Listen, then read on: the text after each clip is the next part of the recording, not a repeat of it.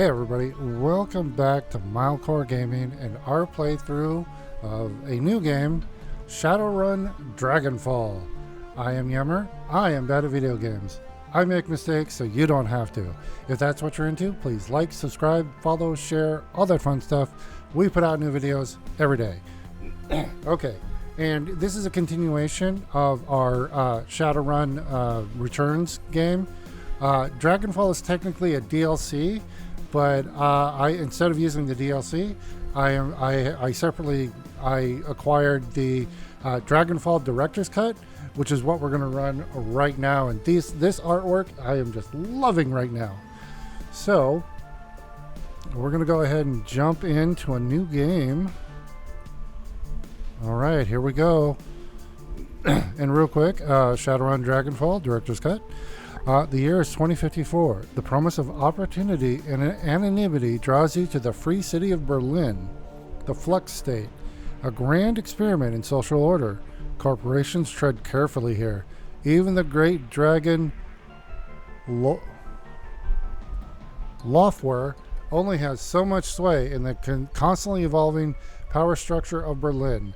The perfect place for a savvy Shadowrunner to disappear and begin anew. If it were only that simple. All right, let's launch. Okay, and because I suck at video games, we're going to go easy. All right. All right, character creation. We're going to make a dude. And, okay, so last time we played as a human. Humans are pretty much, as usual in most games, the jack of all trades, kind of do everything. But last time I was a rigger and I loved it. So we're going to do that again. And oh, wait, that's a guy. And oh, these are all different dudes. That kind of looks like me though. Let's see here.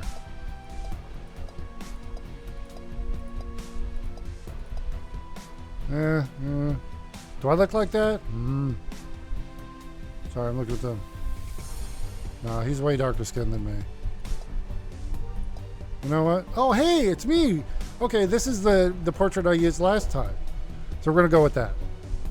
No hair. Oh, yeah, we'll just go with that.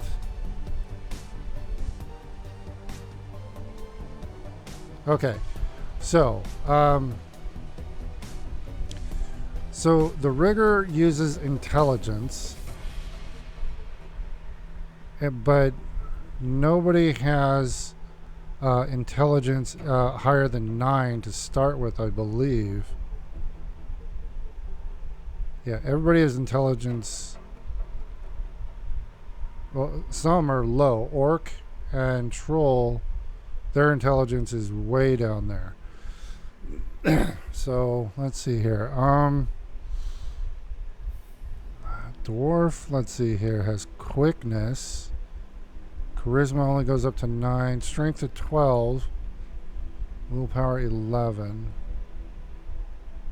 So body is how many hit points you have. Quickness is ranged weapons. Strength, thrown weapons, and melee. Charisma is if you're a shaman. Intelligence is rigger and decker. And willpower is mage. That willpower, I believe, is controls how much spell slots you have. So for us, most of the time, we're going to be running and hiding and letting our drones do the work. So for us, we don't need a lot of body, but we do carry a rifle. So I think... Oh. Should I go with an elf? Should we go with elves? Hold on. I gotta see if there's a cool looking... Well, actually, he's kind of tough looking. That's a tough looking elf. That dude's got a mohawk. Oh, here's our tech kind of stuff. I don't know. You know what? I'm just gonna go with a human. And we'll go with hold on, where's my guy? Where's my guy from the last game? Oh, here we go. And we're gonna be a decker again, or a rigger again. Cause I really like. Okay, we got karma. Karma represents the experience characters earn while running in the shadows and achieving goals. Karma is used to improve attributes and skills. An attribute or skill rating can be increased by spending karma equal to the next increment of that rating. Thus, improving your body from 4 to 5 requires you to spend 5 karma points. You have some karma available now to customize your character. Okay. So right now, I actually want to put it into charisma because I believe... Okay, the etiquettes are basically kind of backgrounds. You can be like corporate, Shadowrunner, academic, security, and these other things. And they give you like a lot of dialogue options. So I'm actually going to start... I'm going to pump it into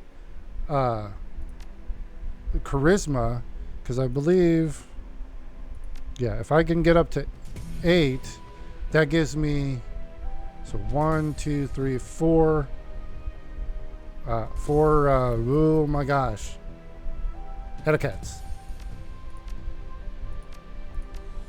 Okay, so here, etiquette is about knowing how to behave in various social situations.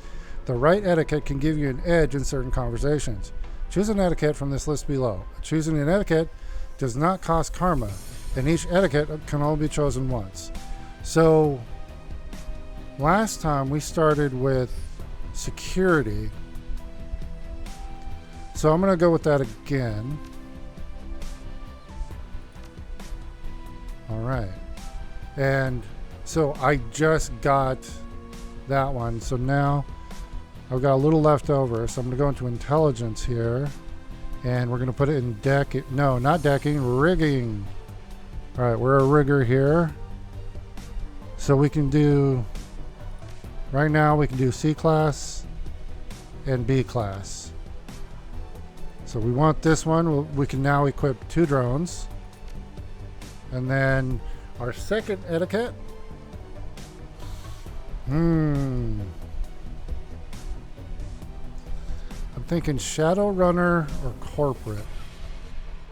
I'm going to say Shadowrunner because that's what we are.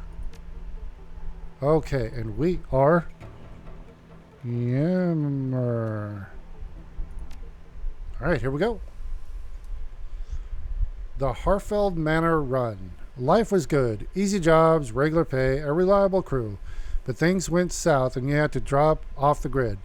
Put a bullet in the past and start fresh somewhere new. I'm sorry, this is really small screen. The promise of opportunity and anonymity draws you to the free city of Berlin, the Flux State, a grand experiment in social order. Corporations tread carefully here. Even the great dragon Lolfer only has so much sway in the constantly evolving power structure of Berlin. The perfect place for a savvy Shadowrunner to disappear and begin anew. And, as luck would have it, home to your old partner in crime, Monica Schaefer. It's your 3rd run with Monica and her team. An old castle holdfast, 1 hour east of Berlin, perched on a hill overlooking the countryside. The job is standard smash and grab. Crack the vault, grab the data, get out in one piece. A mediocre payday. The work is work, and the team gathers for Monica's pre-run briefing. You pause to take in your surroundings. Okay, here we go. The Harfield Manor, 2054, 1 hour east of Berlin. The estate grounds are silent, save for the faint whistling of the wind. Your team gathers near a side entrance to the old castle holdfast. Cloaked in darkness, the night is peaceful. You know it won't last. You know it for what it is, a pleasant illusion that will shatter at the sound of the first gunshot. Monica, listen up, folks. Monica Schaefer. You ran with her back in the day. Watched her get her first data jack. Now she's your team leader and a hot decker to boot. We're on a tight timetable. I want to enter the estate Find the basement, open the data vault, extract the files, and bolt. 10 minutes, top to bottom. This is Dietrich. Trying to get home in time for Worm Talk, love? Dietrich, shaman, old man of the team. He smiles at her, his facial tattoos writhing in the moonlight. Monica's eyes twinkle with mischief. Maybe. Dietrich, how many times have I told you, you can't trust anything that comes out of a dragon's mouth. That tri-D trash will rot your brain. She grins. It's educational. Besides, this could be a milk run. Security is supposed to be light. A few automatic weapons, no armor. With a little luck, they'll never know we were here. Let's see here. I'll say... I'll watch your back just the same. Monica's smile returns, more wistful this time. The moonlight catches her face at a strange angle. Just like old times, eh, Emmer? And we got Glory. Milk run or not, we should be careful. Glory, razor-clawed street samurai. Her voice is cold and neutral, her expression placid. They may only be private security, but their bullets don't know that. I can patch you up if I have to, but I'd rather not have to. You people need to relax. We're professionals, remember? Monica raises her arm and speaks into her wrist-mounted comlink. A darkened face shimmers on the view screen. Iger, are you in position? Iger, oh wow, she looks cool. The comlink crackles and the response comes back low and soft, softer than you'd expect from a troll. Affirmative. The alarm lines have been cut, and I have a clear line of fire on the estate's service entrance. When you exit the building, the path will be clear. Excellent. Thank you, Iger. Just doing my job. Iger out. The comlink goes dark. Monica winks at you as she drops her arm. See? We're professionals. All right, people. Enough chatter. Our client wants the data from the vault, so we get him the data from the vault. Quick, quiet, and quick. You said quick twice. She grins. Worm Talk is on tonight. Glory raises an eyebrow, slightly. I told you, it's educational. Okay. I just want to see if I can increase the text. High-res scale mode. Oh, there we go. Jeez. My old eyes. Thank you. All right. We got our gear. All right. Let's see. Grab a weapon. And we like rifles. All right. Let's grab the rest of our kit. Okay. You grab your running gear from a worn duffel bag near the weaponry. Leave them in. Okay. So I want to... Wait! I want to see what we got here. Okay, we got the A kit. Wait, I should be able to equip two. Whatever. Hold on.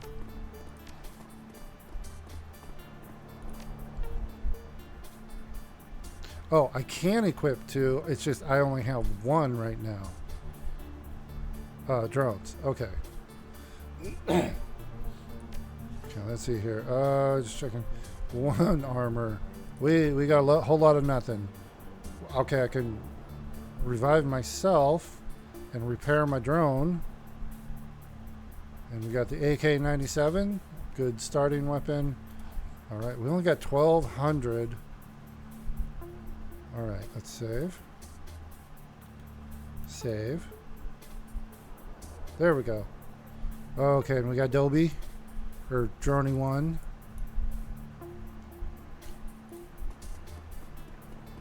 Just want to keep an eye out for shinies.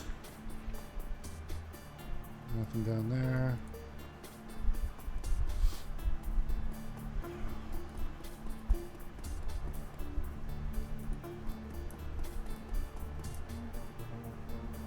Is there anything over here? Wait, is the street samurai... Are her arms her weapons? Oh, because, yeah, it's... I forgot her name. Glory. Yeah, her... It's like her arms are Oh, actually, can I see? Nope. Okay. Okay, let's enter the manor.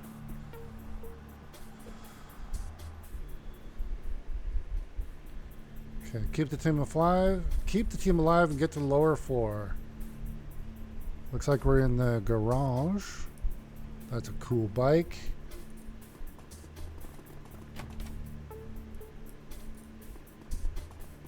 A private museum. The owner of this estate must have money to burn. I gotta look at that guy.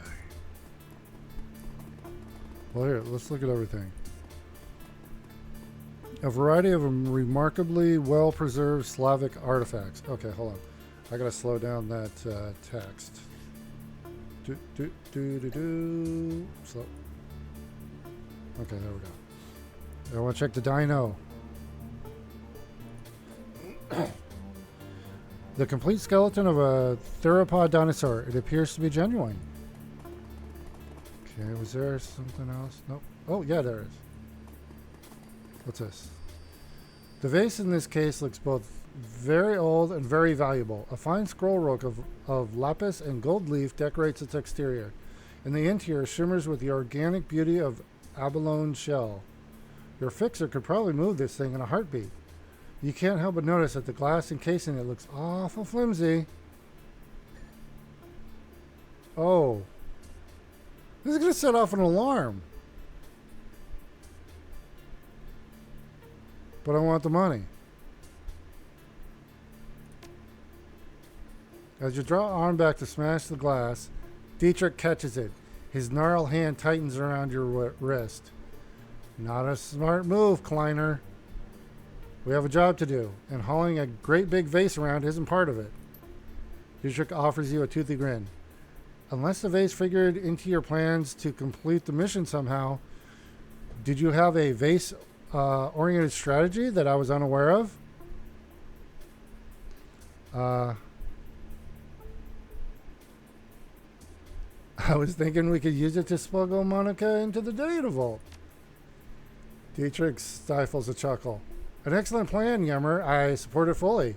We should get moving, though. We mustn't keep the others waiting. Fine. Okay, here we go. The cask in this display case is decorated with inlaid panels of ivory scrimshaw. Okay.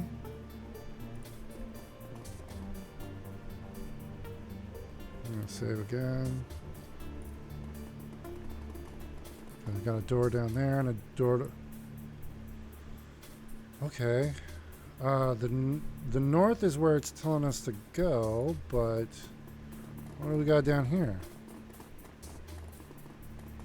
What the hell? Oh shit. Okay, hey, sorry. Turn-based combat. You're now in turn-based combat mode. Each character on your team is an action pool. Spend these actions on movement, attacks, or using spells and items. Once your team's turn is complete, the enemy team will move and attack. Additional tutorial information is available from the reference guide, which can be accessed in the upper right corner of your PDA menu. Alright. Oh, okay. The UI is a little different. Hold on. How do I turn on my...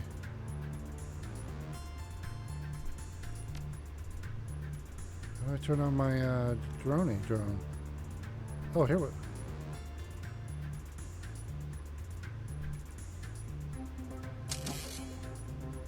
Okay. So we have to turn it on. And he's going to come over here. Okay, and then... let's see here.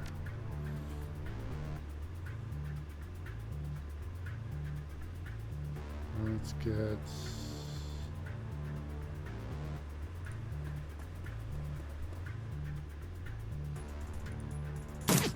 Damn it.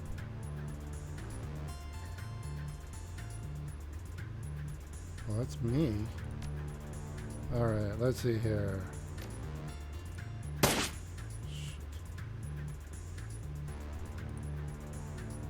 Ah, okay.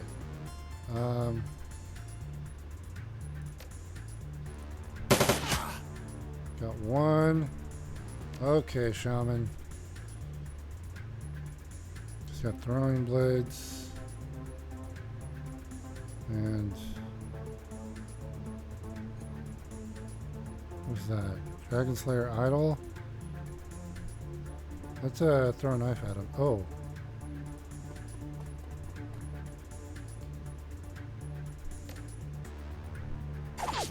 Fuck.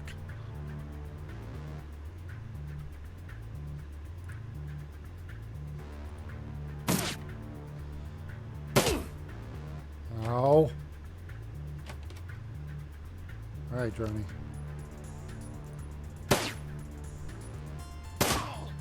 There we go. But let's see here. Let's check the terminal. Security node. Security alert response plan Quebec 6. Matrix operation locked. HTR team responding. I am not a decker.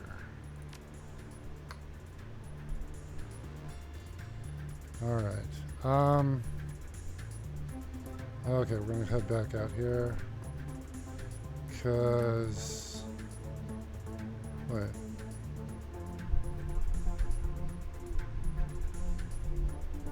I really like the okay, she can't do Overwatch? Oh, there they are. Okay, nobody has Overwatch.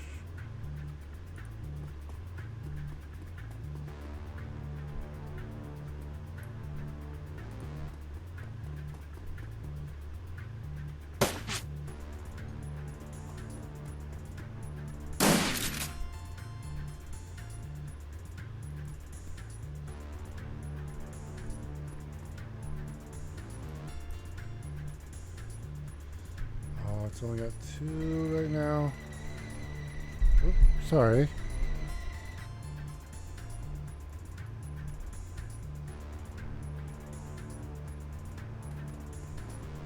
Let's do an aim shot. Oh, flanking's the thing.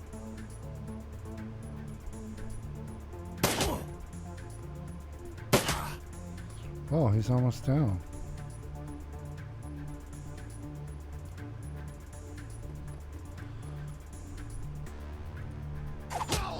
Oh, nice.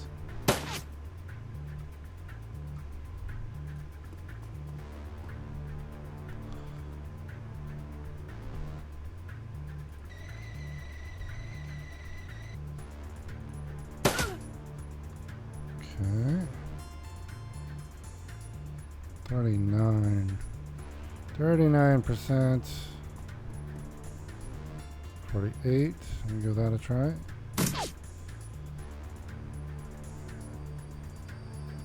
Actually.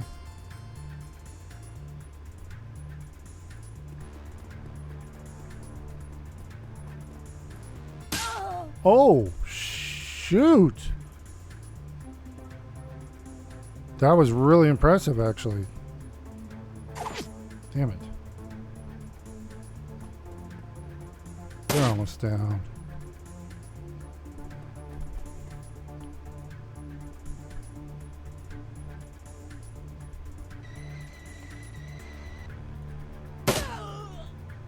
All right. There we go. Actually, hold on. I need to check back in here in case there was anything else. Can I? Oh, here we go. Here we go. Hey, Monica, do you think you can crack this? The corner of her mouth lifts to a smirk. Step aside. Oh, at Yemmer? I've got to ask. Is the display on your Tri-D flashing 12 o'clock back at home? Monica doesn't even bother jacking into the terminal, and her cyberdeck remains slung over her shoulder. Her fingers flicker over the terminal's virtual keyboard, and a moment later, a happy chime chirps out of the security node speakers. Bingo! Doors open. Let's go. Okay. So I like that as long as I have a decker in the team, we can access it. Because in Shadowrun, that wasn't the case. I brought Deckers with me, but I couldn't have them hack stuff. Okay, so that door just opened. What's up here in this door?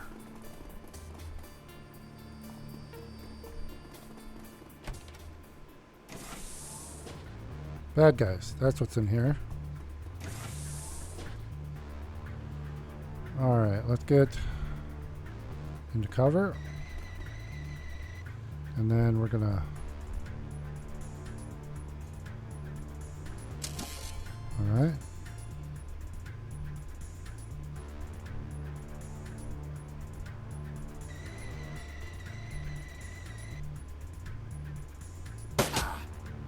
Oh, there's a big guy up there. Let's see here. I want to stay apart. Gotta get her up as far as I can. Then our shaman.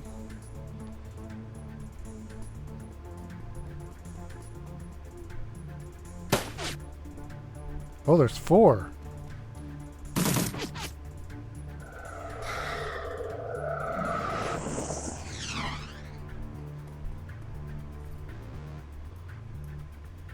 Let's see here, 55. Hey, I hit him. Hold on.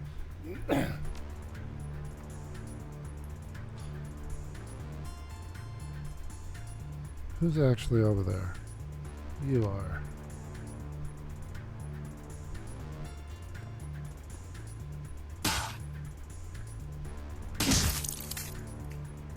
Okay. Oh, that guy's 99. Oh yeah, he's kind of out in the open there.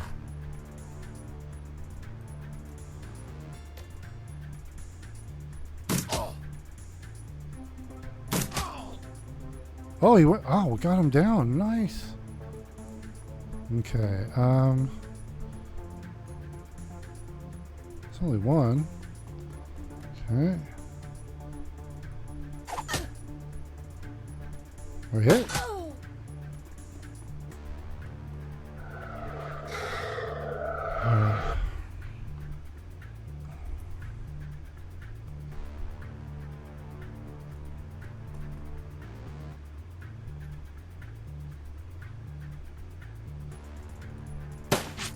Damn it. Come on.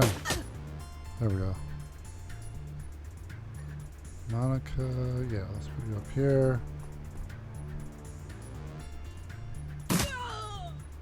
They're down.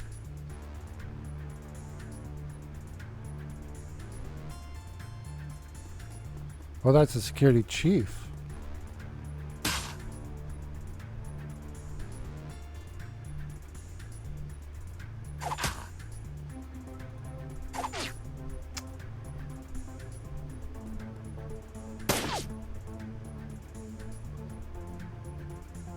I'm gonna have Glory finish him off. Alright. We'll save that. I think this is... We can click on this, I think. There was something in here we could click on. I could have sworn. Alright. That's where we need to go. But we unlocked this door for some... What's in here? Oh. Select a Decker. There we go. Oh wow, we're going full in here. Alrighty, here we go. Going into the Matrix. Okay. Do we have any... Okay, we have an assassin program. Hold on.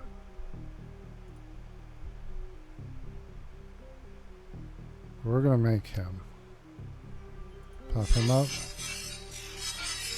Alright. We're gonna send him up actually. Yep, because that always happens.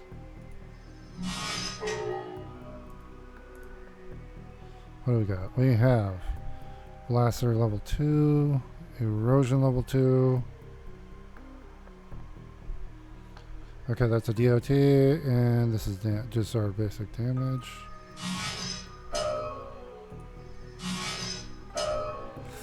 Close.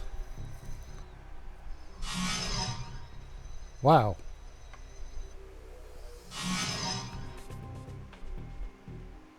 Let's see here.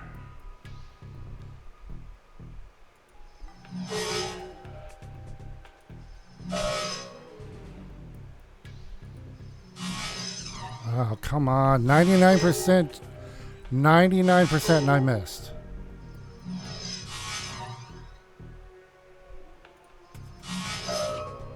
All right.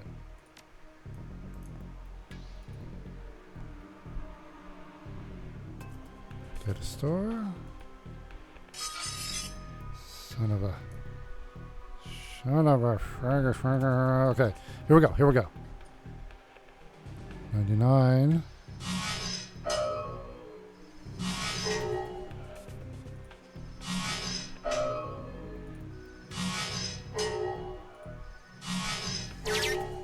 Okay, can you... Yep. Mission item added. Pay data. Antiquities delivery schedule. Okay, and then that's it. There's no arches, so we'll just head back out. And we'll disconnect. Nice. So we got a little extra there. I could have sworn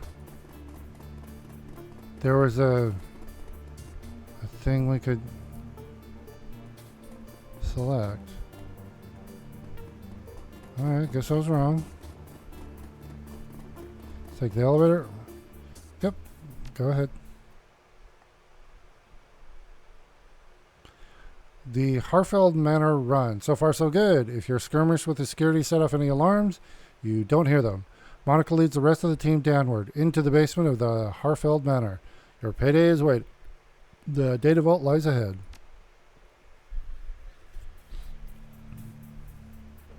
Dietrich eyes the door, then turns to Monica. That's a big freaking vault, Liebchen. Bigger than on the schematic. The schematic didn't have a date. Our client may have old intel. Still, our instructions were clear. The data we're looking for should be just on the other side of this door. Monica combs a hand through her hair, parting it to reveal the black plastic sheath of her data jack. A quick jaunt into the matrix, a little digital hand waving, and I'll have this thing wide open. Be right back. A burst of static crackles through the tiny speaker on Monica's comlink. Iger, still in position outside the estate. Hold on, Monica. Who's in charge while you're jacked in? Monica rolls her eyes. Dietrich fixes his stare intently on the vault door. Glory looks cold and distant, just as she always does. We've been through this before, Iger. We're not in the KSK anymore, and that chain of command nonsense doesn't fly in the shadows. We don't need rules and regulations to guide us. The same principles that apply to the flex state. Please spare me the lecture. Your politics have nothing to do with this. Just get used to it, Iger love. She sighs. Oh, I don't have decking. Okay. She sighs. Look, it's a simple question. Years of experience tell me that it needs an answer. Okay. We can agree. With Iger. Iger's right, Monica. We should have a second in command just in case. Or I agree with Dietrich. If someone needs to take charge, it'll happen. We don't have time for this, Iger. We have a job to do. Okay, if we were a Decker, then we would just go in and let her stay out.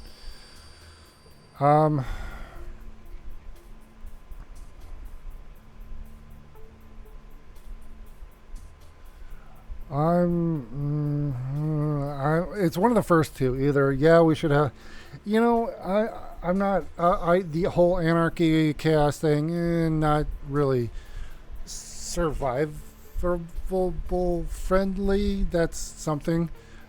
I just think it'd be easier to have something in mind, just contingencies. So I'm going to go with the first one. Monica stares at you for a moment, clearly irritated. Then that twinkle appears in her eye again. She smiles at you as she speaks into her comlink. Very well. We'll do this one Iger's way. While I'm jacked in, Yemmer is in charge.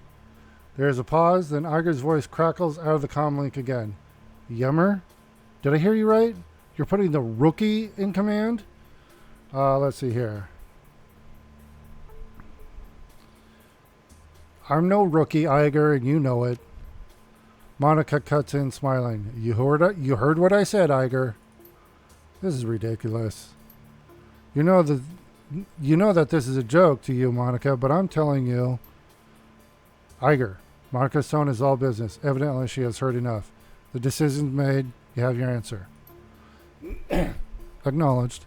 Without another word, Iger's image flickers and fades from Monica's communicator. Sorry about that. Iger can be inflexible, the legacy of a long military career. But she knows what she's doing, and she means well. It's a legitimate concern. She hardly knows me. Monica's eyes narrow. There's a thin line between concern and insubordination. You let me know if she crosses it. Okay, enough chatter. Let's get this done. Monica turns towards the door, fingers poised on the controls of her cyberdeck, then glances back to you with a grin. See you on the other side?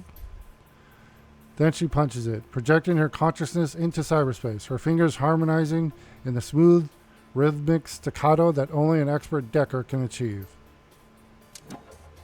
Okay. We're going back into the Matrix here. Whoa! Without warning, Monica's back arches violently and her head jerks back, silencing her terrible screams. Muscle spasms ripple through her face and her jaw snaps shut, sending a mist of blood spraying from between her teeth. You look down to see a nub of pink flesh hit the floor, the tip of her tongue. The room explodes into action. Glory leaps towards Monica, her hand outstretched to yank the cord from her data jack. Dietrich surges forward to wrap the team's fallen decker in a bear hug, holding her against the convulsions that rack her body. With Monica's unearthly scream still ringing sharply in your head, you are only dimly aware of the door slamming shut behind you. Okay.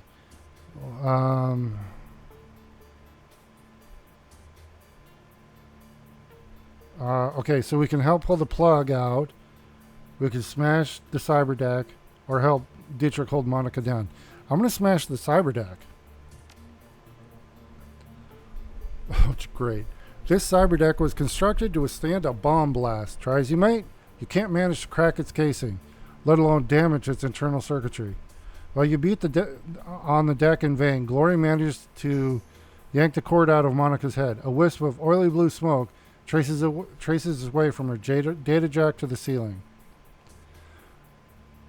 The commingled scents of charred meat and ozone fill the air.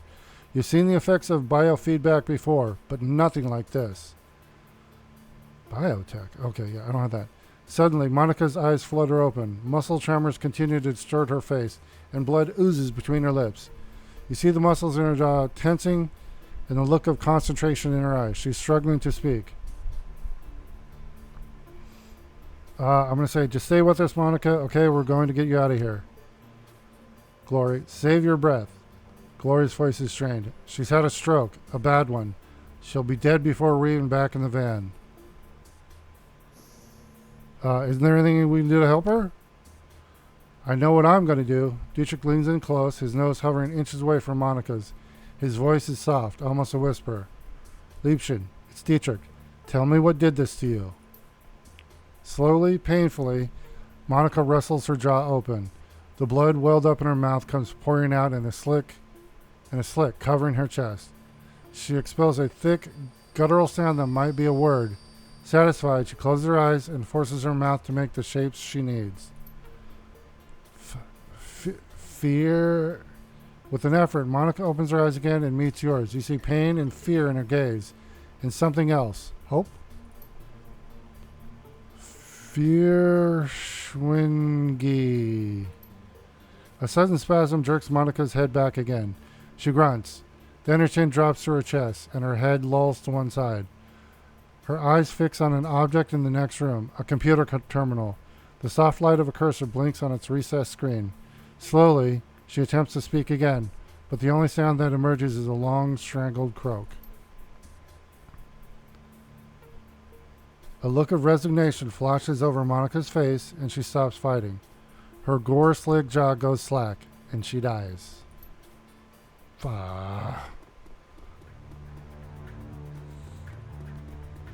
Monica, no. No, this isn't happening. This can't be happening. We've got hostiles. This clearly isn't a data vault. We need to get out of here. Okay, well, how do we get out of here? We can't go out the way we came. I gotta get into cover. Turn my drone on. Okay.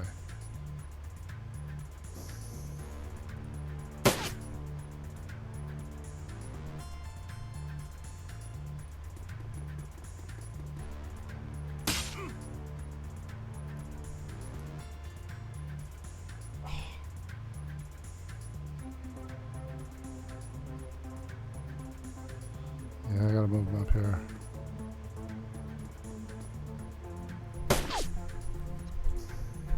Did he just shoot his own guy? Okay. I'm gonna have him hit me with haste. That gives me another AP.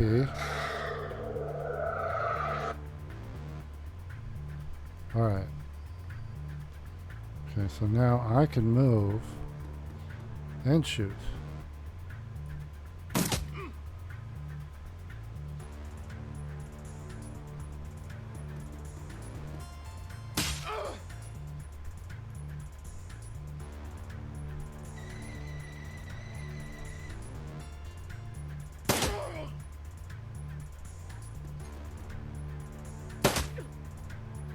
What? I'm gonna have her.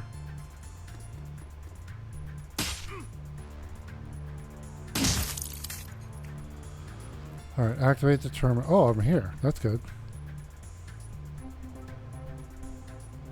MCPOS Building Maintenance Software version 101. Command line interface. Internal memory checksum invalid. Yummer, yummer, yummer, yummer. What? Dietrich scans the room nervously. They've sealed the door behind us. We've got to find another way out of here. What are you doing? Monica was trying to tell me something about this terminal. It must be important. Well, any ideas? Something tells me we're going to have more company soon.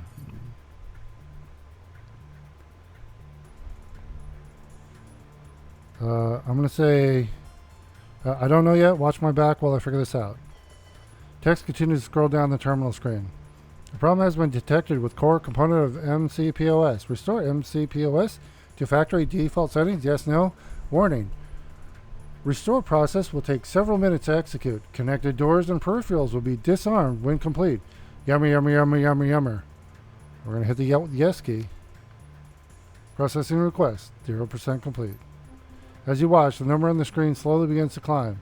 This is going to take a while. You glance down at the second screen to see that the facility is on high alert.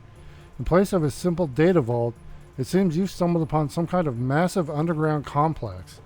A map of the holdfast grounds indicates that security forces are en route from multiple angles. The doors currently being rebooted by the system's restore processes are flashing a dull red. If you're reading this display correctly, the only exit from this room is the holdout's old servants' entrance on the western side of the building. At that moment, Iger's image winks into your comlink with a crackling sound. The image is grainy, flickering in and out. What's going on down there, rookie? Talk to me.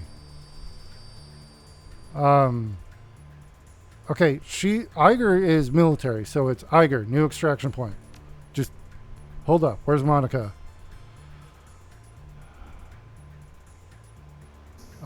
Down. We'll be exiting via an old servant's entrance in the west of the main grounds. I need you to keep that exit clear.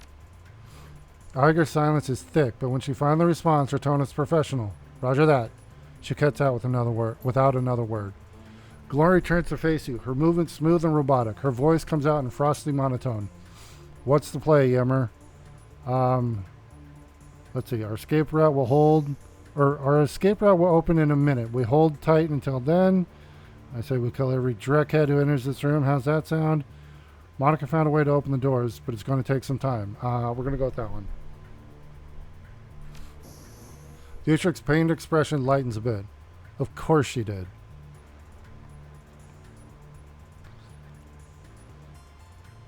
Okay, when the door locks disarm, we make a break for it. Until then, we make them pay for Monica.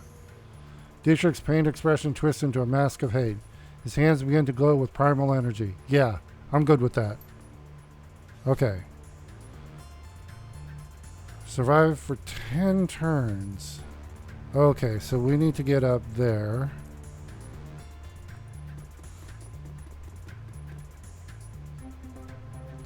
Okay, I don't think there's... Yeah. Oh. Summon spirit. Can we do that? Hold on. We'll wait.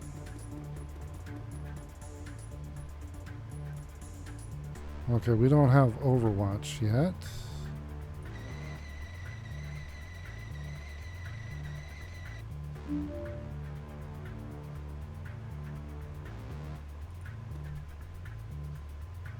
Overwatch.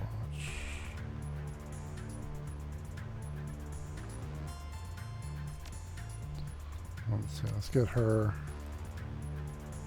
Oh, that's 2. Okay.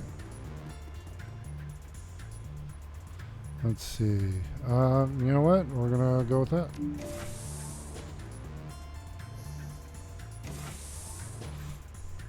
Okay.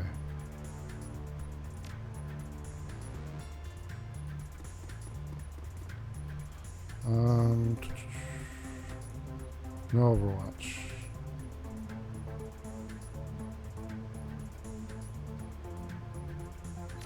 You know what? Let's try a wind dancer. Cool. And we're gonna wait.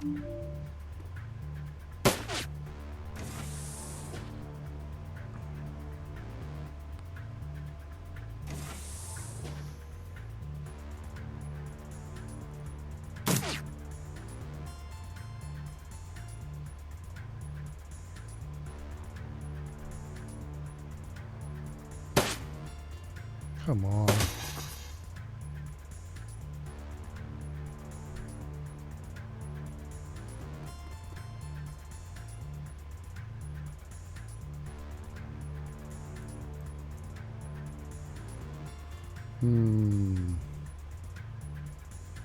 This is my drone.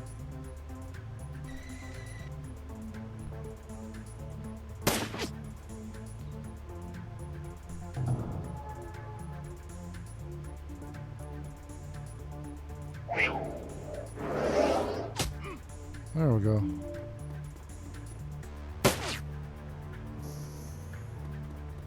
Uh-oh.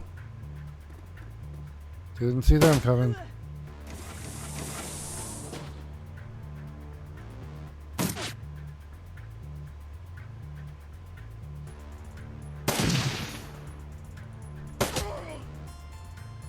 Nice. Hold on, let's have this guy.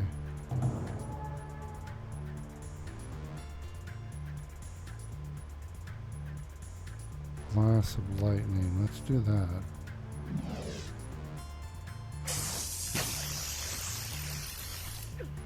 Okay. Can I? Oh, I don't have enough for that.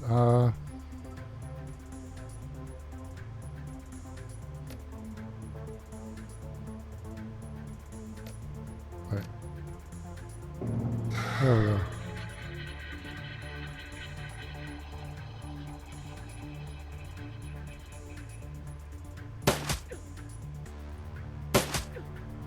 What is that big guy over there?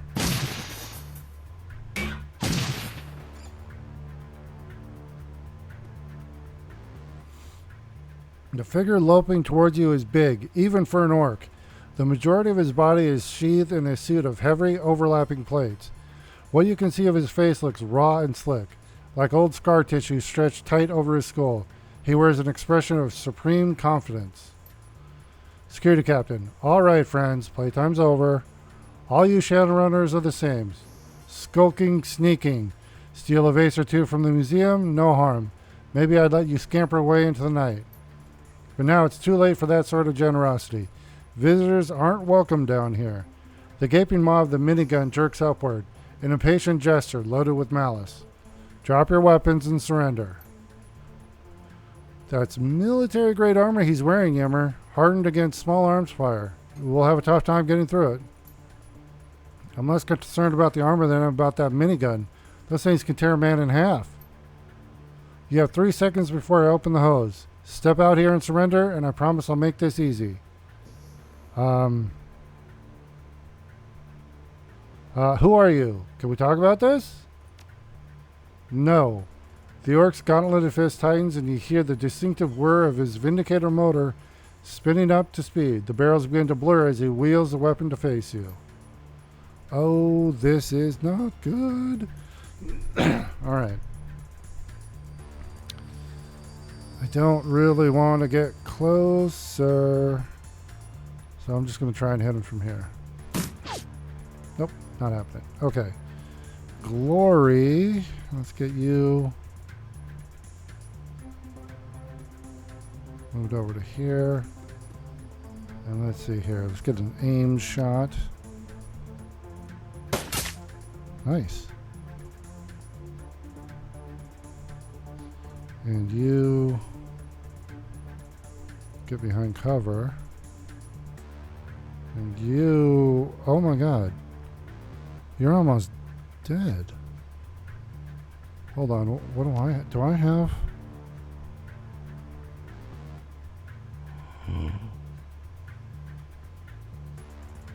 Well, I do have something, but... Okay, he's got to come up here.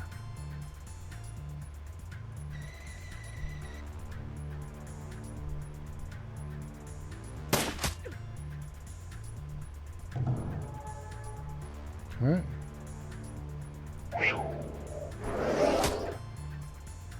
It's not down?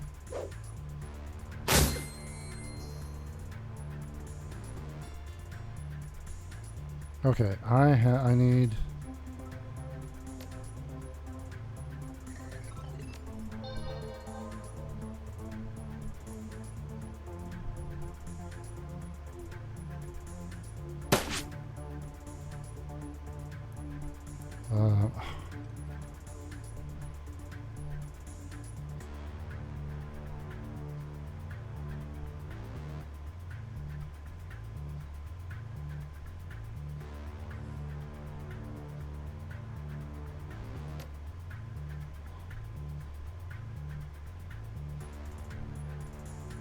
Oh no!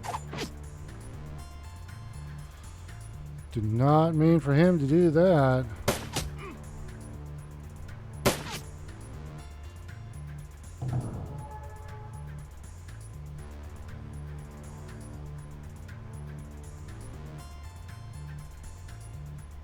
This is 1 AP. We like that.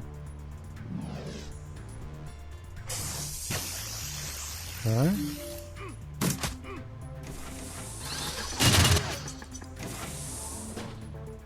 Okay.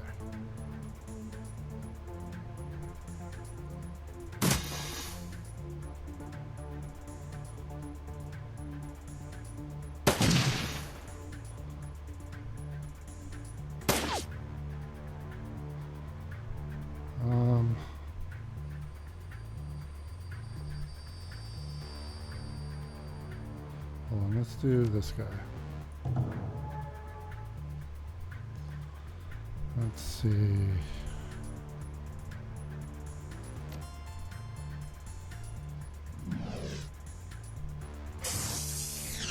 Shoot.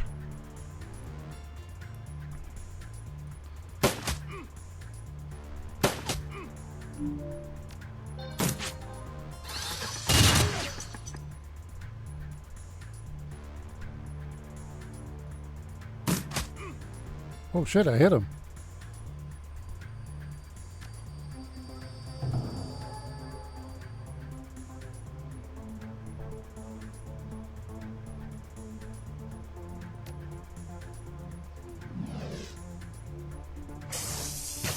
There we go. Wait. 0 P. Well, that's not good.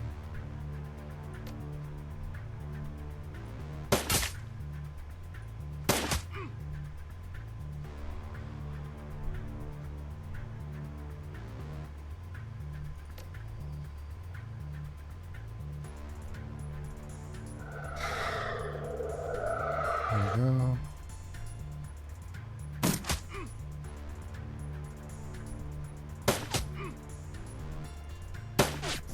Shoot. One more turn, one more turn.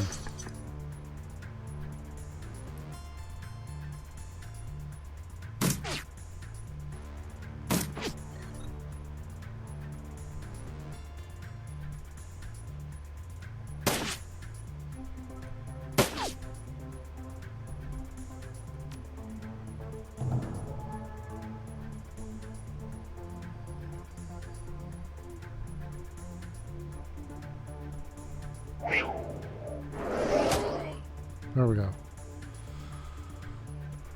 Okay. Yeah, heal.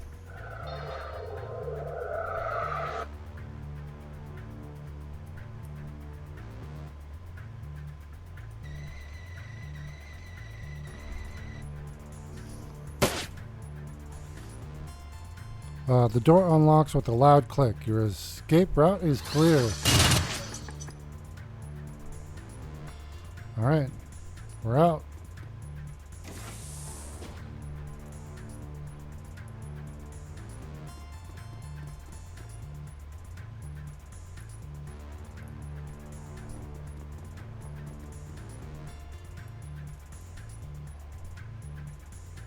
Oh, he's only got 1 AP right now.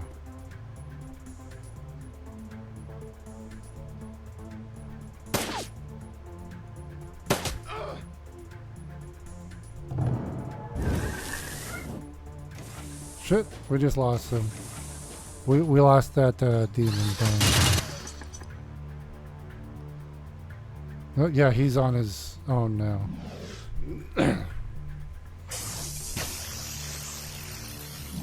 Oh no! No! Wow, we just lost him.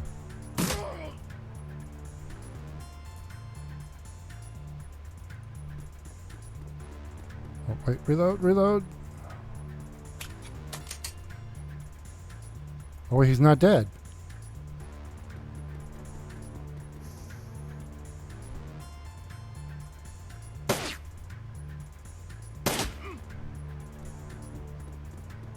And this is why I am a rigger.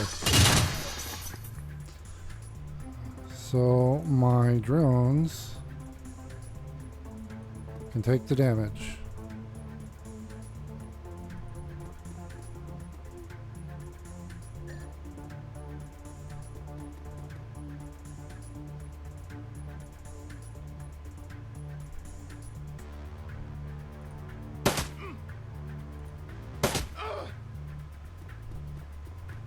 Yeah, drone is going down. Oh, maybe not.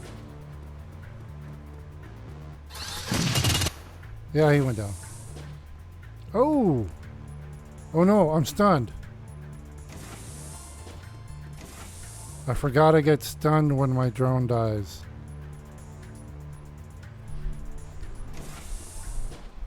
Okay.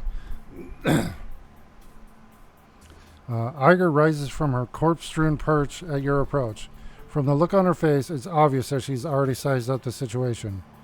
I knew this was going to happen. I fucking knew it.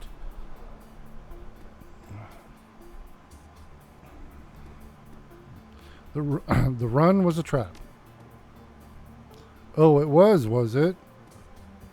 Iger grits her teeth and shakes her head. We can talk about this later. For now, we've got to get the hell out of here. It's only a matter of time before more of them come pouring out of that exit. Iger slaps the side of the van. Pile in, people, and Yimmer, When we get back to the crew bazaar, we're going to have a little talk. All right. Did the best I could, man. The Cruise Bazaar. Kreuzberg, home to nearly 500,000 people and, until very recently, Monica Schaefer. Once a melting pot of cultural diversity, it's now a chaotic mess of wealth and poverty, crime and commerce, anarchy and control. It's also home to your own little slice of Berlin, a neighborhood that the locals call the Kreuz Bazaar. A safe port in the eye of the storm. The ride back to the Kreuz Bazaar is quiet. No one is in the talking mood. As the van veers past potholes and garbage piles, the glare of streetlights and neon signs plays across your window, painting the world in a kaleidoscope of garish colors. Soon, the van rounds a corner and skids to a halt in a narrow, crumbling alley. This is as far as Berlin's chaotic streets will take you. Your team wordlessly debarks the vehicle and climbs down into a disused section of the U-Bahn tunnel system, a well-kept secret, providing your team safe passage into the Kreuz Bazaar. Your safe house waits on the other side.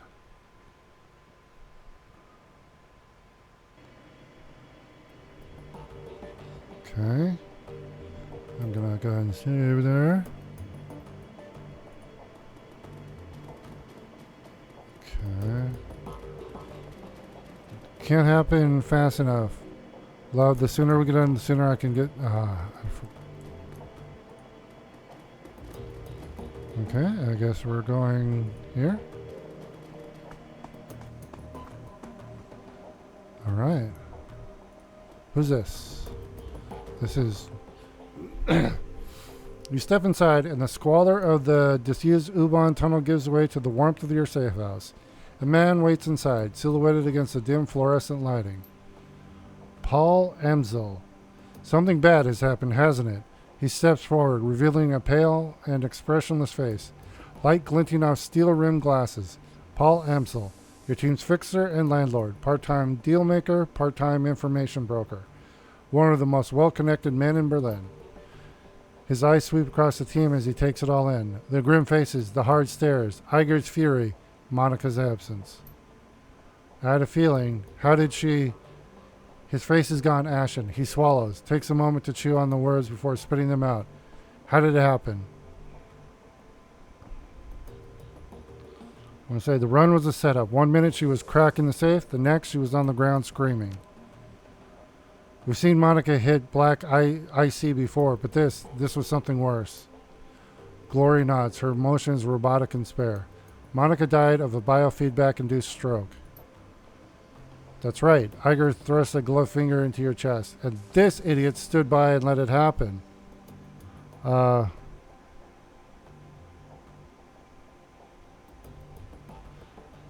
it happen? She jacked in, she screamed, and she seized. By the time we saw she was in trouble, it was already too late. Yeah, because you never bothered learning what to look for. Muscle contractions and microtremors are good indicators of a decker in distress. I'm assuming you didn't have anyone keeping an eye out for those? No, if you had, my friend wouldn't be lying dead in a basement. Oh, shove off, Iger. We're all on the lookout for physical security, Yemmer included. Throwing him under the bus isn't going to help anything. Under a bus is exactly where he belongs. Iger turns to face Dietrich. She towers over him, but he stands his ground. I respect you, Dietrich. You know that. But you don't have my training. None of you have. Monica was good. She was the best, right? But she was also overconfident. She treated the job like it was a game. Do that long enough and you're going to get burned. Iger turns her focus back to you. If you'd been paying attention, you'd have figured out all this out by your own now. You've known that Monica needed watching as much as that door. Enough, Iger. Apsel's voice is hoarse, his expression blank. Enough. Iger pushes ahead, heedless of the interruption. Her voice remains measured, but there's fire in her eyes. How many seconds pass between Monica's first convulsion and her plug getting pulled? 4? 5? Do you know how much damage biofeedback can do to a Decker's brain in 5 seconds? Oh, wow. I can't complete it of them. Iger, I don't... You don't have to answer that. Of course you know. Monica died while you stood there and watched. This is all your fault. That's enough. Amsel's voice comes out in a roar, and his fist smashes down on the desk beside him. Iger, you and Yemmer can have it out later, but I've had enough. We need to talk action. Our client has sent you into something much bigger than he led us to believe. I want to know why. Right there with you. This was supposed to be a milk run. Payback isn't the only reason why we need to find him. We saw something back there, something that we weren't supposed to see. It's fair to assume that we're all still in danger. He pauses, rubs his temples. Agreed. And to neutralize that danger, we need to know who we're dealing with. Let us review the events that transpired tonight. The smallest detail could be important, so hold nothing back. All right, let's see here. Oh, Monica lived long enough to say a name. Schwenga. She fought hard to tell us. It must be important. Amsel seems taken aback. He pauses a moment before responding. The Fire Wing? This is unexpected. You'll have to forgive me. This brings back many unpleasant memories. Gloria raised an eyebrow. The Fire Wing? The most terrible of the great dragons. There are those who would disagree, but they never experienced the terror of living in her shadow. He glances at Gloria.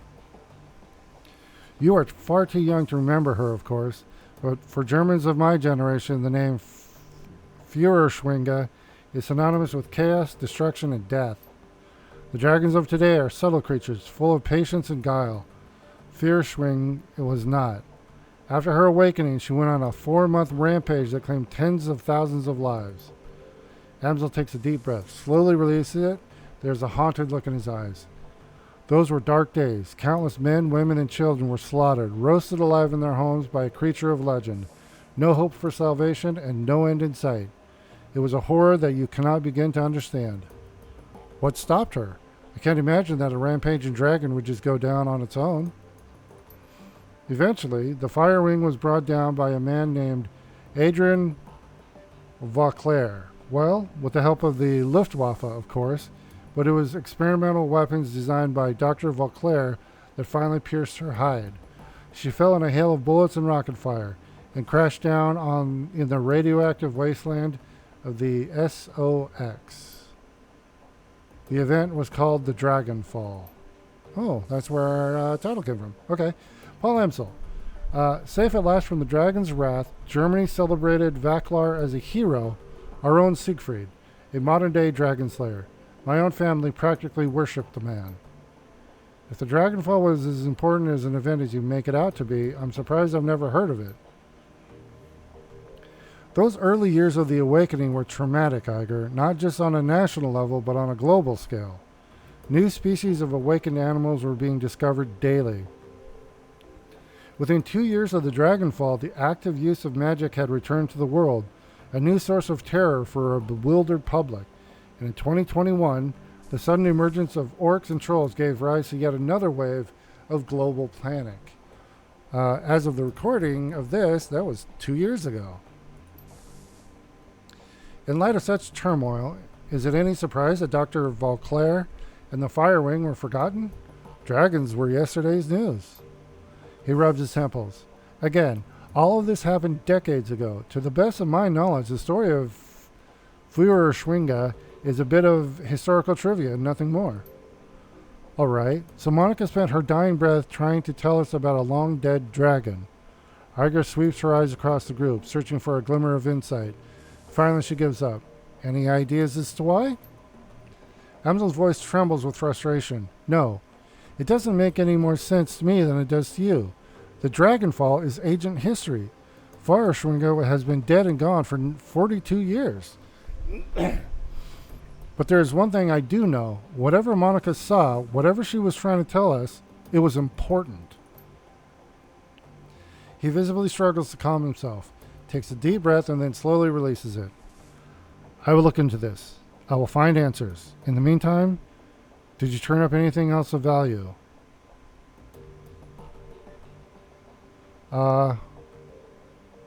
After everything went to hell, we were confronted by an orc in military-grade armor.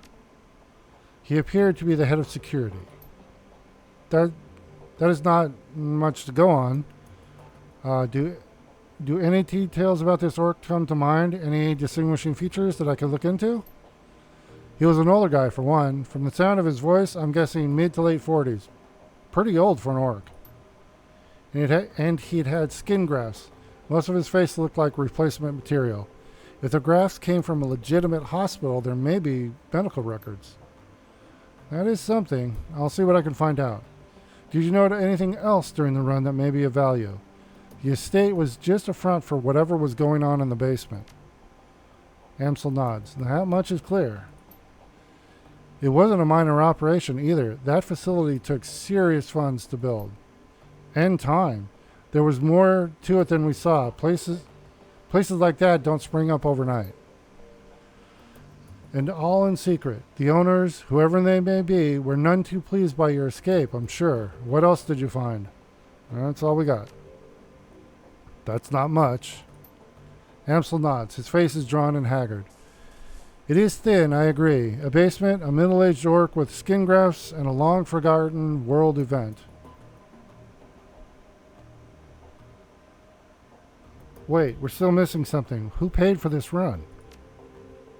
Amsel looks pained. I do not know his exact identity. I did not set up the run. Monica did. His face reddens. I warned her. I told her not to take the job, but she assured me that it would be a cakewalk. Monica was approached recently by a man who calls himself Green Winters. He used to be a prominent activist in the F-state political scene. I never much liked the man, and I certainly never trusted him. But Monica, she would do anything for her cause. Anything for the Flux State, he sighs. Winters swore the data he was after was crucial to ensuring the stability of the Flux. And that was all it took. Sounds like Green Winters is our best lead then. Yes, most definitely. It's clear that Green Winters has involved us in something much larger than he led Monica to believe. When he finds out what happened on the run, he's probably going to rabbit. We need to chase him down before that happens. We need information on Green Winters, and we need it fast. There's a man here in the Kreutz Bazaar, a Turk named Altug Barakgadze. He owns a little soy shop down on the way called Cafe Kazvil. This man is also a purveyor of information. I've done business with him from time to time. You think he would know something about Green Winters? Amsel nods. When I discovered Monica's renewed association with Green Winters, I contacted Altug. One of his people has been keeping tabs on Winters ever since. As I said, I do not trust the man.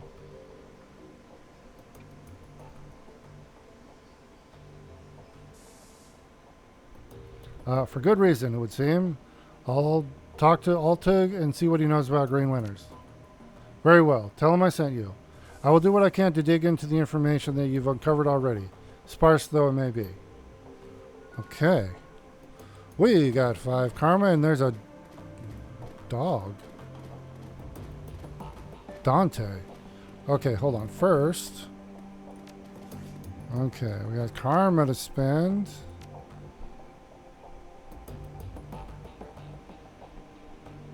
Charisma. Okay, so we'll do that one, and then next level we will get another etiquette. I'm gonna save there. Can we talk to him more? Yammer, Amsel peers to you apprehensively. His eyes are bloodshot, expression grim. Did you get the information about Green Winters? No, not yet. Then please continue working. We need to find that man. Okay. Let's go talk to Dietrich. Dietrich turns his head at your approach. His aging face is traced with a network of faint scars, the legacy of too many fights over too many years. While he still retains a degree of strength and vigor, it's obvious that the shaman you see today is the shadow of his former self. Oh. Despite all of this, there is still an aura of power surrounding the man. He raises his bottle, offering it to you. Yummer, welcome. I've got a bottle of schnapps that needs sharing, and we've got a fallen comrade to drink to. I'm going to take the bottle and say, to Monica, Prost. The liquor in the bottle is crystal clear, and as you raise it, you catch an intoxicating whiff of cloves and caramel. It tastes of sweet corn and walnuts with a lingering aftertaste of buttery toffee. You swallow a swig and then return the bottle to Dietrich's outstretched hand. He takes a long pull on the bottle, then he locks eyes with you. Let me ask you a question, Yemmer. What made you choose to come to Berlin? Why do you want to know? Monica told me that you moved here from the Rhine-Ruhr megaplex. Made it sound like you had been there for a good many years. Successful years at that. He's a man to wonder why you packed up and moved here. I'm just going to say I was time for a change, that's all. Oh, come on, boss. Nobody moves to Berlin without a good reason. I'm going to say, if you must know, I came back for Monica. Well then, I'm sorry for your loss. Even sorrier, I mean, if a man can be such a thing. A look of profound sadness crosses Dietrich's face, and he takes another long swig on his bottle. Ah, yes, Monica. Dietrich raises his bottle again and then closes his eyes and takes a long drink. After the moment has passed, he returns his attention to you. It all comes back to our girl, doesn't it? So let me ask you, just what was your relationship with Monica anyway? I know that the two of you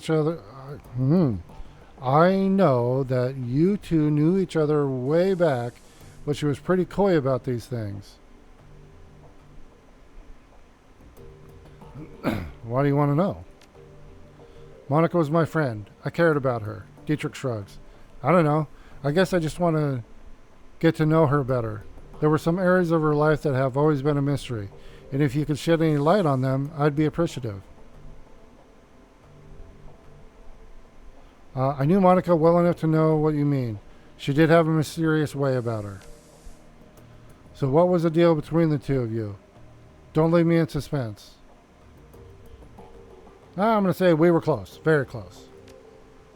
Dietrich nods. Figured as much. Not from anything you or Monica said. I just had a suspicion. Well, anyway, good on you both. Dietrich raises his bottle to you in salute. She was a wonderful woman, and I hope that your time together was happy. Anyway, I've taken enough of your time, and the bottle's almost empty. Thanks for taking the time to talk. For what it's worth, I'm happy you're here with us. Dietrich takes a final pull on the bottle, then tips it forward, pouring the rest on the ground. Rest in peace, Monica. We'll miss you, girl. Okay, and we're going to save. And who are you, Dante? As you start towards the safe house door, a large four-legged form steps around the corner. Dante, Monica's dog. Oh, no! An enormous mongrel of indeterminate breed. A low whimper emerges as he enters the room, head hanging low. Oh, shit. Dante. Dietrich shakes his head. Don't worry, boy. We'll look after you. At the sight of Monica's dog, Amsel's eyes well up. He inhales but can't quite catch his breath. He started whimpering about an hour ago. Turned into a full-blown howl. Wouldn't stop. He closes his eyes. That's when I realized something bad had happened. Looking down into those huge brown eyes, you see intelligence and sadness. He lets out a small whine and rubs his head against you.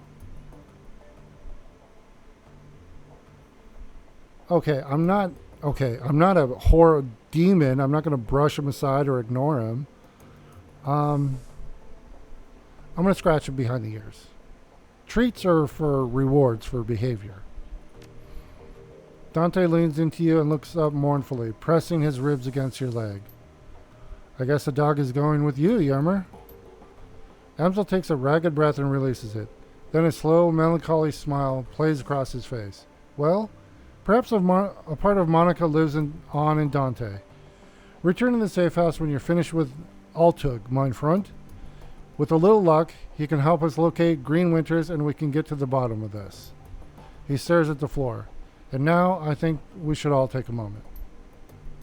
His lips tighten. For Monica. Oh, Pupper, Dante. Okay, let's save that. Let's talk to... Oh, is this our stash here? Yep, that's our stash. Okay, and... Dante is ours now? What? Oh, please tell me we can get him outfits.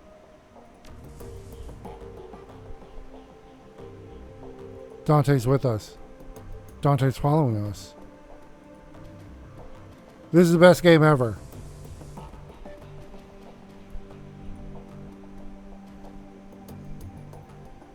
Oh, this must be Monica's room.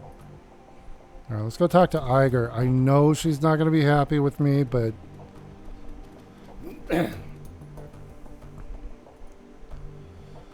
Iger glares at you and you can taste the bile in her stare. She clearly still blames you for Monica's death. Something I can do for you, fearless leader? I'm going to say, you're wrong about me, Iger. I intend to prove that to you. She stares at you for a moment, then looks away. Best of luck with that, Yemmer. Now, please, leave me alone. I'm going to say, yeah, no problem, as you wish. Okay, let's talk to Glory. Sorry about that.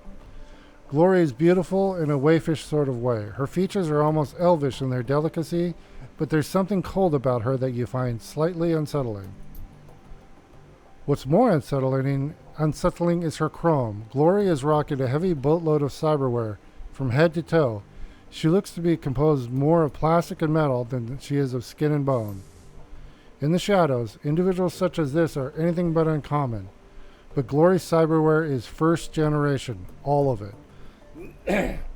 Bulky, invasive, practically museum pieces. This chrome was obsolete well before she was born. Yimmer, Glory shifts her gaze to you, but her expression is cool and placid as always.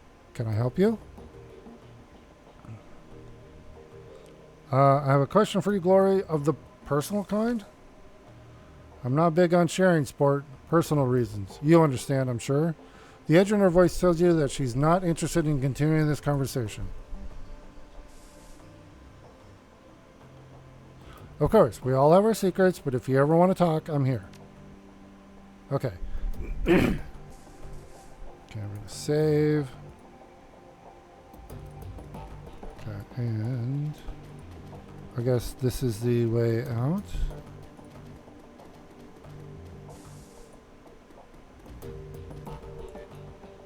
Oh, okay. This is our front. Oh, it's snowing. Who's this? I can't see that.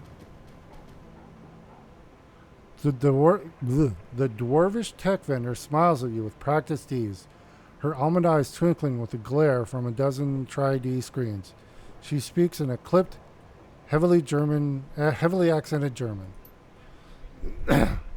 It's Maliet Holye. Welcome to the Data Haven. Can I help you with something? Let's see here. I'm in the market for something exotic. What kinds of tech do you carry? Anything and everything. Need a new deck? Some software, perhaps? I'm your girl. She taps a painted fingernail against the molded plastic of her data jack. Or maybe you're a rigger, like I am. Perhaps I can interest you in a new drone or two. Yes! It all sounds whiz to me. Let's see what you got. Okay. Drones. Okay, how much do we have? We have 1,200. Outfits. Matrix Courier. Alright, so this is what we need. And then drones, we'll get the smoker. And we'll confirm that. Oh, yeah, so... Okay, we're going to go with Matrix Courier because, yeah, this will increase our intelligence and armor. And then... Wait. Oh, here we go. There. So we've got a bomb launcher, basically. And that drops us to how much? Oh, yeah. It changes our outfit. Okay. Hold on. Okay, yeah, so... Wait, where's it? Oh, it put my gun into storage. Okay. I have 150 new yen.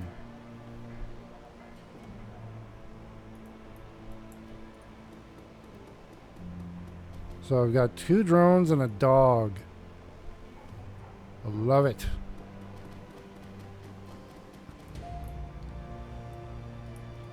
What do we have here?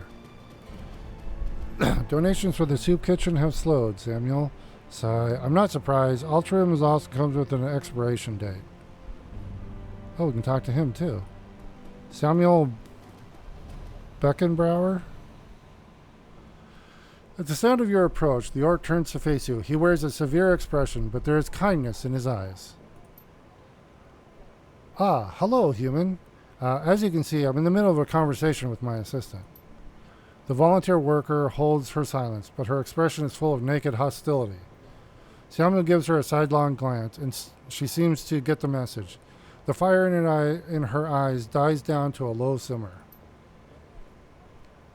But we do not want to be impolite. Is there something I can do for you? I couldn't help overhearing your conversation. I take it that you run a charity of some sort? He nods. Yes, it isn't much, but we do what we can. Such as? Give me specifics. He clears his throat and begins to count off on his fingers. In the past several years, I've established a shelter where the dispossessed can sleep, a soup kitchen to feed the hungry, and a library for the people of the cruise bazaar to better themselves. It isn't much, I admit, but it's a start. A good start, Samuel. You must be so hard on yourself. There are limits to what one man, even a determined man, can accomplish. This is true, he nods to the orc at his side. Thankfully, some of the residents that I've helped over the years have come back around to help me. I've got 15 assorted orcs and trolls from all around the cruise bazaar working with me now. They help me man the soup line, stock the library shelves, and do all of the hundreds of other little things that a community organization needs done every day.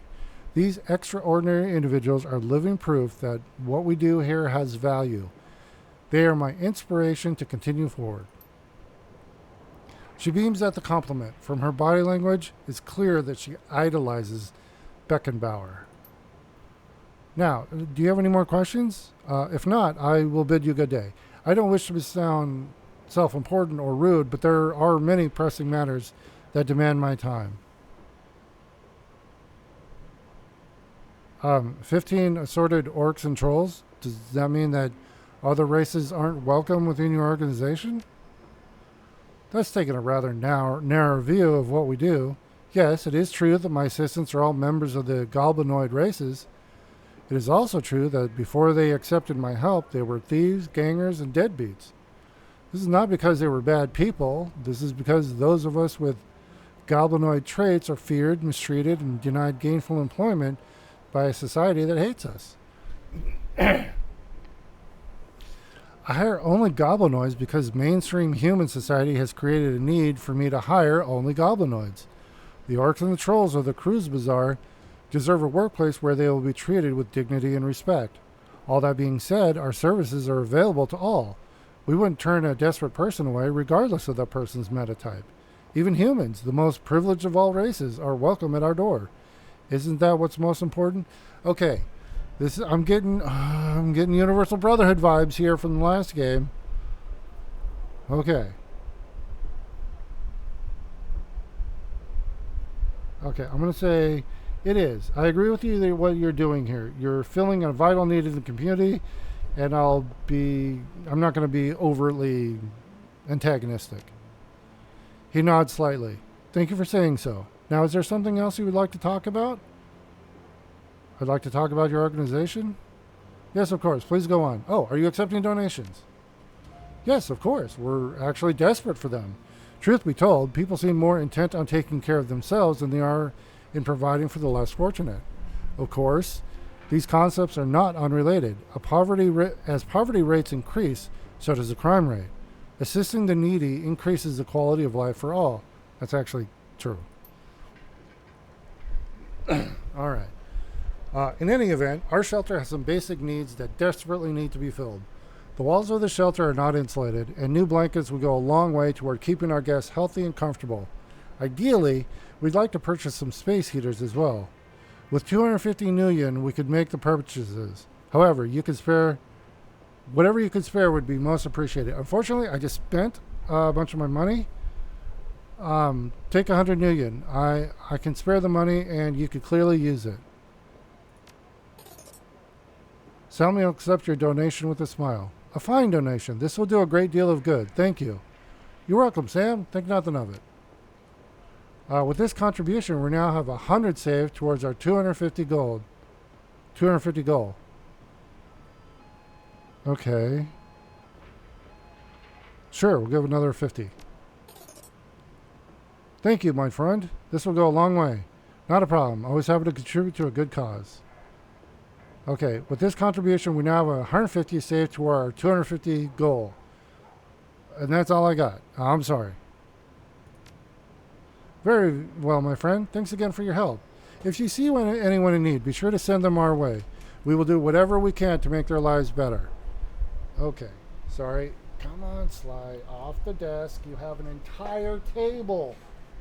I gave you that table. Okay. Nope. Nope, nope, nope. No, no. Okay.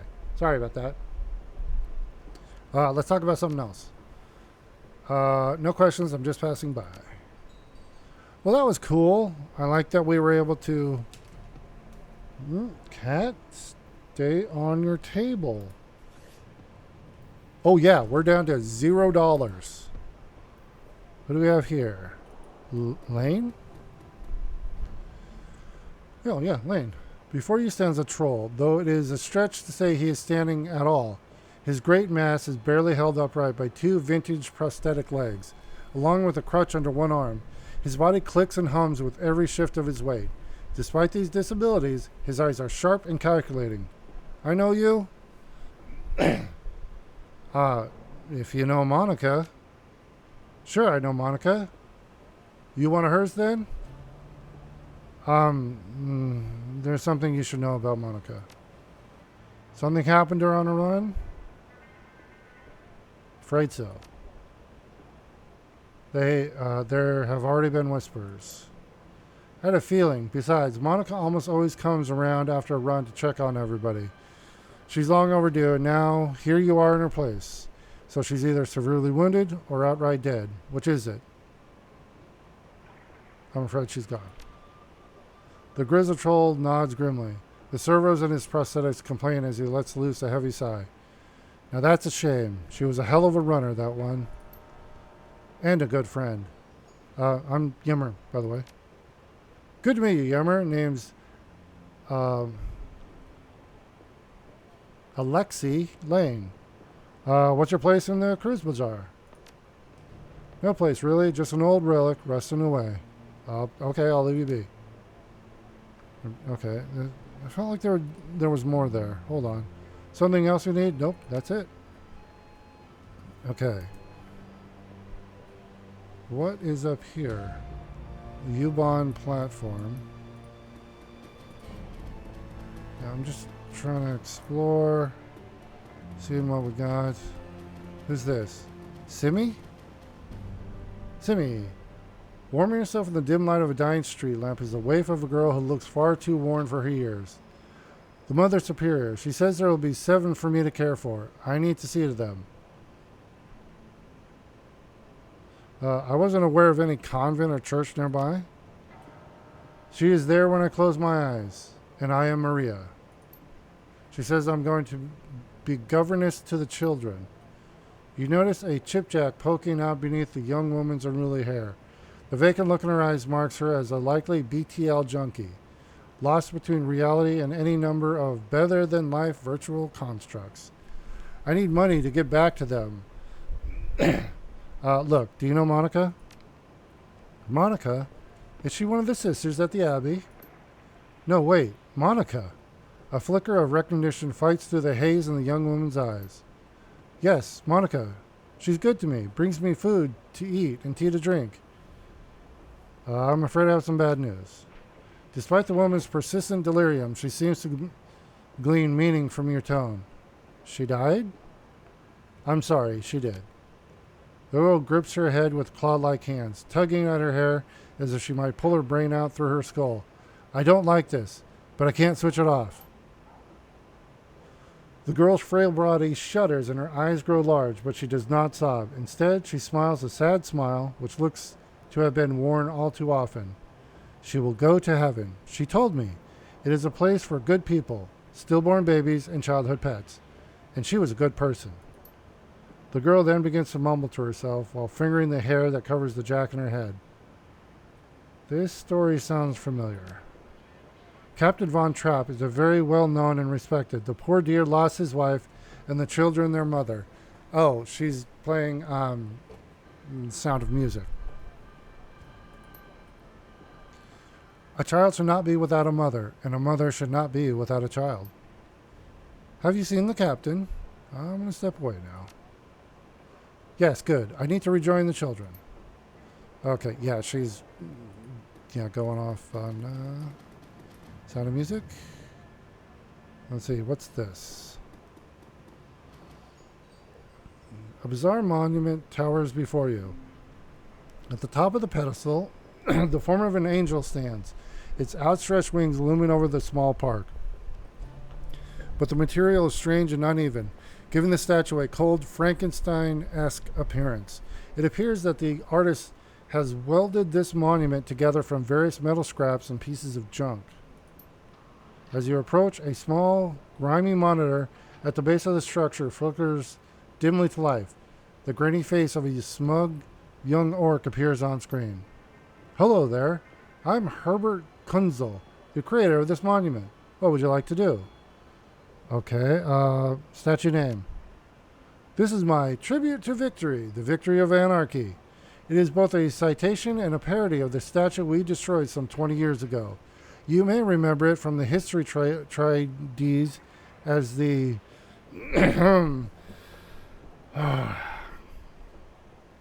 Saigasal? Gesual, or Goldalese. Installation history. Isn't it obvious? The Seigelhassel, I'm destroying these. A monument to the hubris of the Prussian state gets blown to bits. So someone takes a lot of bits and builds a monument to the hubris of anarchy. I mean, what more is there to say? Okay, about the artist. I am the visionary Herbert Kunzel from the Lindwurmer. You might know me from...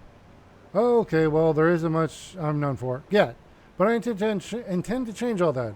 All art is born from misery, after all. We're going to step away from that.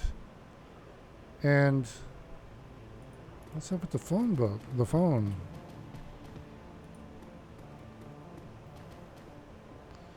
It's an old, obsolete phone booth. It's ringing. And pick up the receiver. A monotone, pitch-adjusted voice begins speaking almost immediately. The Schockenwillen writer's contact for this Kies is no more. Yemmer is listed as the follow-up contact. This is our only secured line to this Kies. Please listen to the following instructions carefully if you are a supporter of our cause. Continue listening. We have phone booths in strategic locations throughout the city. Within each one, you may find a request posted for specific information.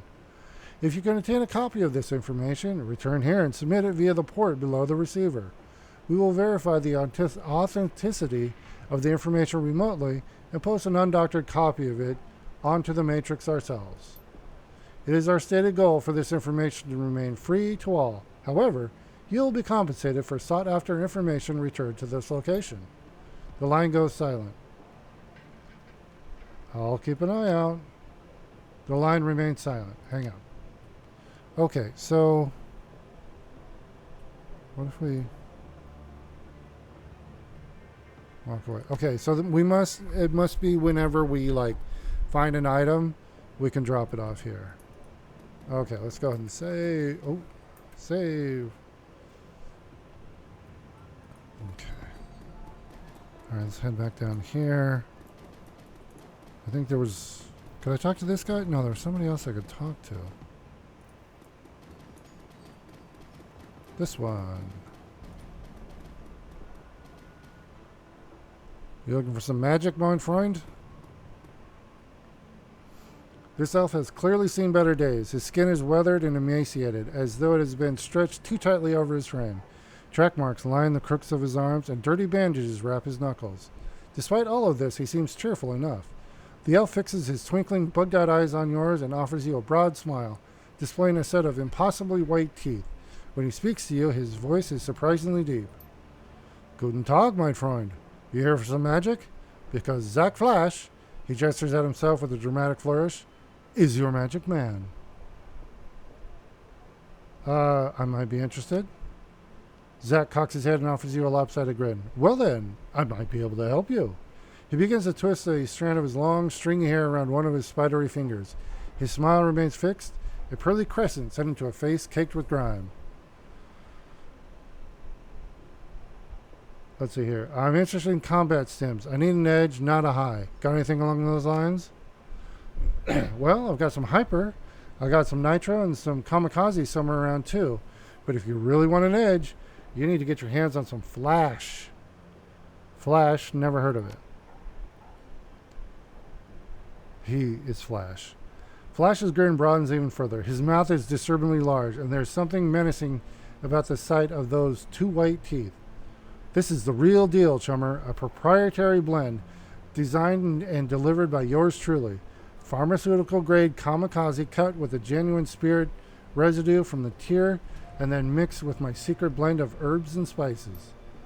He produces a small packet filled with iridescent purple granules from the pocket of his dirty jeans. You want to get high? Buy some Nova Coke and throw yourself a party. But if you want to soar, you get yourself some Flash. So, you want to conduct a little business? What's the deal with the special concoction?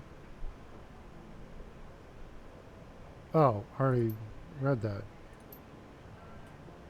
What's up with the bandages on your hands? Zack snorts out a short burst of laughter. He waggles his bandaged hands in front of you. Oh, these? Nothing much, chummer, nothing much. Tussled with a spirit back in Amsterdam, you know. We elves are very spiritual people. We are not an elf, so you fought a spirit with your bare hands. Okay. Did I say fought? Zack winks at you, his smile twisting up into a licentious smirk. You can't help noticing that his eyelashes appear to be dusted with glitter. Nah, chummer, Zack Flash is a lover, not a fighter. We partied, then we tussled. Hard not to get banged up under the circumstances.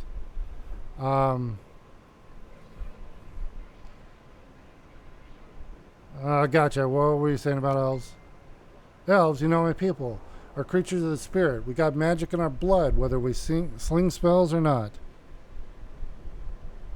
I'm telling you, I've talked with spirits all my life, and it has nothing to do with praying to a totem or studying spell books. Give me a second here.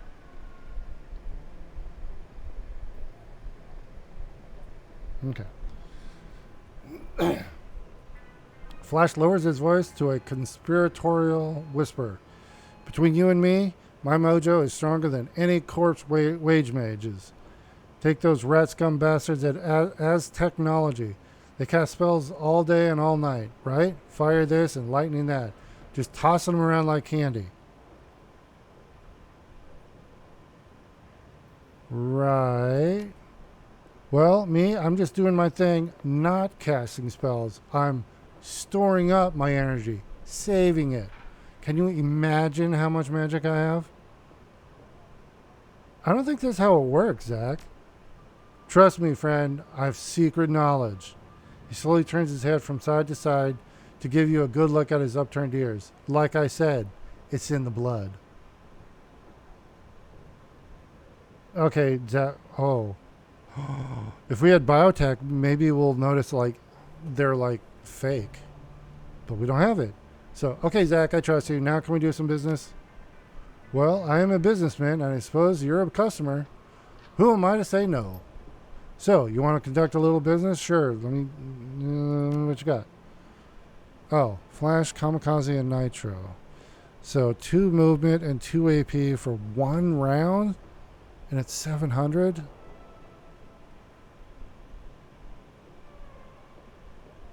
That seems like a lot. It's probably something we'll have to buy at some point, but it's probably like a quest item. Hold on, just want to... Where's this place?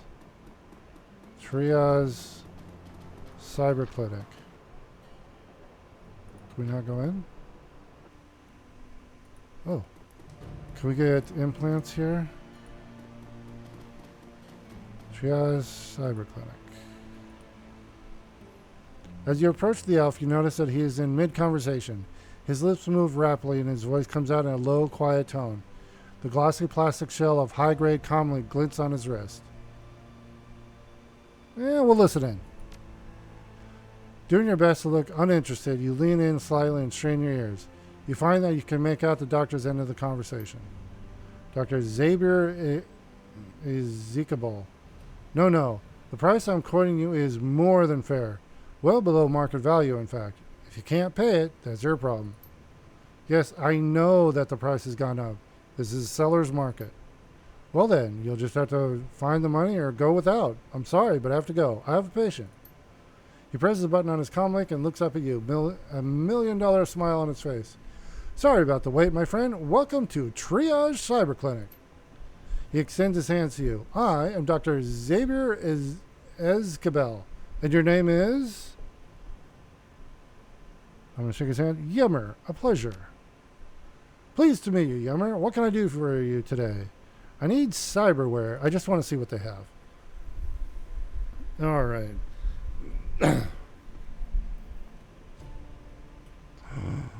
Whoa, wait a minute. We can have an induction data jack. Useful for deckers and riggers who don't want to sacrifice valuable hardware space. Huh. Oh. It's got a really small essence cost.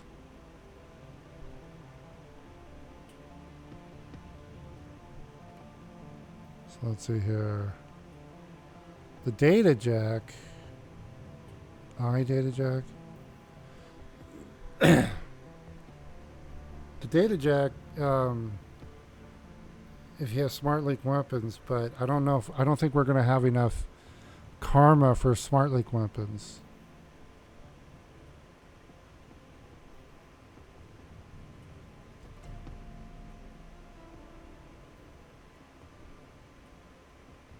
That induction data jack is looking really interesting. But we clearly don't have the money for it. Alright, here we go. Out we go.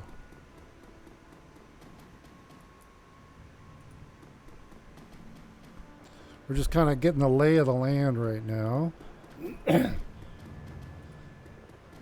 So that's our cyberware.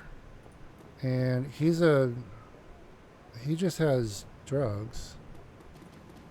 Oh, who's this? Okay, and right outside our door is my vendor. Gunari Metbach? The Romani Patriarch is an impressive figure, an enormous man in his late 60s, burly and broad-chested despite his age. His voice is deep and resonant, and his breath is heavy with a stench of pipe tobacco. I got a sneeze that won't come out. Okay, his name is Gunari Metbach. Tavin Baxdale. I know I am destroying all these words. I'm doing the best I can. You're here to conduct some business? If so, I welcome to Metbach Arms and Ammunition. If not, Keep right on walking. Okay, let's see here. Cash and need weapons. Show me the goods. Ooh. Oh, okay. So each store now has their class-specific clothing and everything. Grenades, weapons. We like us our rifles. Ooh, sniper rifles. Oh, wait a minute.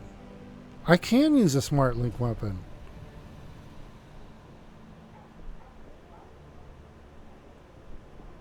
Wait a minute. Grenade launcher? That's nice.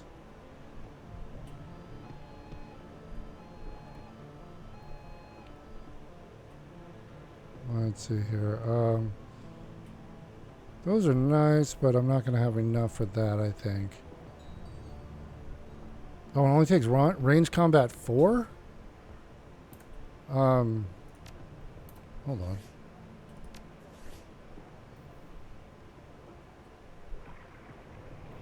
Oh, our range combat is 1 right now. So it would be 4, 5, 6, 7, 8, 9, 13. I would need to spend 13 karma to get that. But no, I need to get the charisma. I'm gonna put it in. I'm gonna put it into charisma first because I want to get those backgrounds.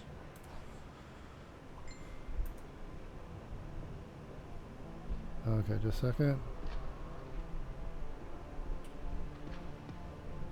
Okay.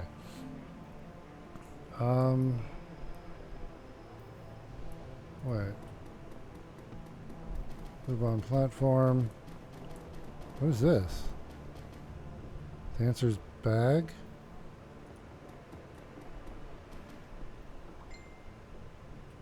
I don't have any money.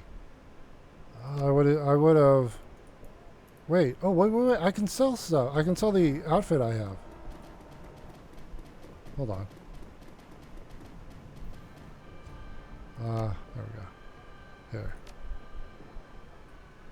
So there. We'll sell that for 25. Now we can go give her a tip. See if this gives us anything. Yeah, I'll put 5 in the bag.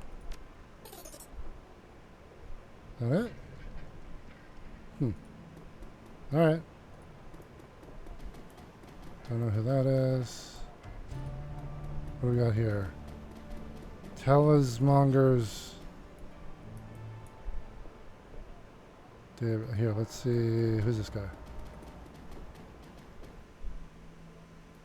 Okay. Oh, Talismonger's shop. This is the shaman store. Okay. Who's this guy? David? A pair of round eyes peer up at you from under the hood of a grime-smeared winter coat. You recognize him as David, one of the Cruz Bazaar's street kids. If you had to guess, you'd place him in his mid-teens, though it's difficult to tell beneath the grime and acne marring his face. You've seen him following Monica around between runs, chasing her heels like a lost puppy. She always seemed to have a soft spot for the kid. Oh, hoy, Yummer. Have you seen Monica around? I've been looking all over for her. Oh, man.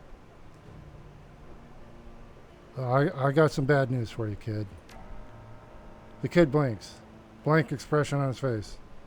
She's dead, isn't she?